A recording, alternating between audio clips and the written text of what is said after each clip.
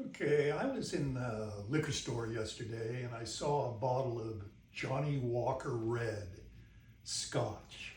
And it reminded me of my old girlfriend, Chantal. In 1974, I was living in Olympia in a house with four other guys, and I actually met her at a party. A couple other buddies of mine had picked her up hitchhiking, and she was French. And she was very tall, very pretty, jade green eyes and long brown hair. And she was carrying around a bottle of Johnny Walker Red by the neck. And all these guys at the party were hitting on her. I was the only one that hadn't. I'd done so much mescaline that my hair hurt. And, a few minutes later, I was talking to my sidekick, Moochie, and she appears in front of me and she says, "Are you the captain of this ship?" And I said, "What?" And she said, "Are you the one who tells these other losers what to do?" I said, "Well," and I said, "Why?" And, she took a hit on her Galois and blew it in my face. And she said, "Because I only screw the captain." And so I turned to my buddy Moochie and I said, "Seaman Moochie?" And he said, "Yes, Captain." I said, "Car service." So he took me, Chantal and I, to that place of mine, dropped us off. And I took her upstairs to my room.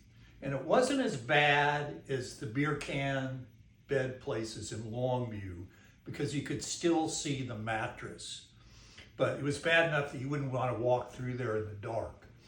So I turned on the single overhead bulb and Chantal looked around. She said, "This is how you live? Like a wino in a flop house?" And I said, "Oh, absolutely." And she said, "Well, I like it," and started unbuttoning her jeans. Chantal, I wonder where she is now, except like so many of my old friends, I assume she's dead. And so, we were together for about a month. She sort of lived with me there. And she was a very unusual woman. I never saw her without the Johnny Walker in her hand, morning, noon, and night. She put it down when we were having sex, but only for appearance's sake. And so, actually between that and her Galois and her existential angst, like whatever you asked her, you'd say, "Do you want some breakfast? Why bother? Do you want to go for a walk? Why bother?" And, that's the way she was. A Gallic mystery woman. She rarely spoke. Matter of fact, the only time she'd ever really speak is when a buddy would come up to me and say, "Hey, party at Tim's tonight." And Chantal would say, "Are there going to be more Americans like you there?" And the guy go, "Oh, yeah." And she'd go, "No, thanks."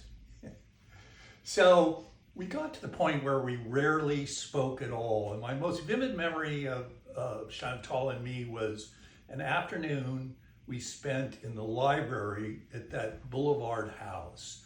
And we pulled up a couch in front of the window that looked out on the dead lawn and the rubbish out there.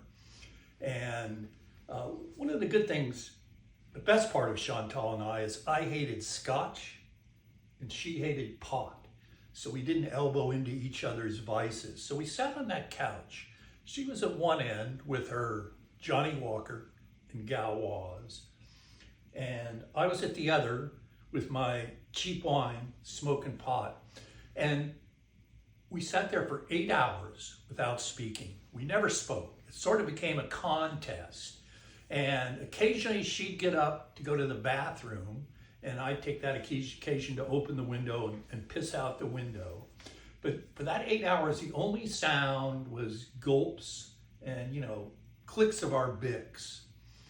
And we became like a couple weird telepathic twins, the kind of gothic weirdos that creep out all the other kids. So in the end, we didn't really break up, but just sort of fade away. And I felt bad for Chantal, but she claimed, you know, it was the longest and best relationship she'd ever had, and she was grateful. So the last time I saw her was my 27th birthday. Moochie and I had been out trying this new window pane acid we got, and when we got back to the house, my friends and you know, everybody jumped out. It was a big surprise party. It was great. And Chantal came, and she was hitchhiking to California the next day. And I talked to her briefly, and then the party went on. So a couple hours later, Moochie comes up to me and he goes, "Hey, SM, what kind of shoes does Chantal wear?"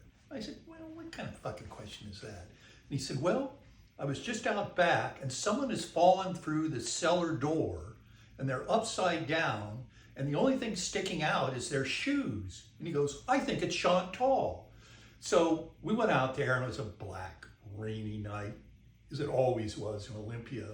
And the cellar door, you know, adjoined the house. And if you opened the door, there were concrete steps that led down to this primitive cellar.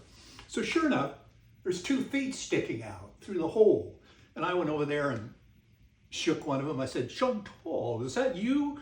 And this puff of Galois smoke comes out. And she goes, "Yeah." And I said, "Well, what happened?" And she said, "What's it look like? Your cheap cellar door? I sat on it and I fell through." And I said, "Are you okay?" And she said, "Well, you know, when I first hit the concrete step with my head, it knocked me out. But I seem to be okay now."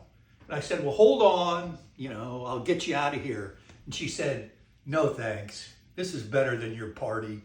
And I still got my Johnny." So, you know, I started to leave her there actually, and I walked away and she said, "Oh, SM." I said, "Yeah." She said, "Happy birthday." So that was the last time I ever saw her or her shoes anyway. So 2 days later, I'm sitting in the refinishing shop that Nearly Normal Jimmy and I had. And I'm at my desk and the phone rings. And I pick it up and it's Chantal calling collect from some phone booth. You know, so I accepted the call and I said, "Chantal, where are you?" And she said, "I'm in some place called Wairika, California, over the border from Oregon. I was hitchhiking with one of your subnormal Americans picked me up and we stopped at a gas station so he could fill up. He said, I went into the bathroom and he took off with my suitcase and passport and everything I owned." And I said, "Oh my God, you know, what can I do?" And she said, "Nothing. I still got my Johnny," and hung up. And I thought, Jesus Christ, was she the one? Did I let my dream girl get away?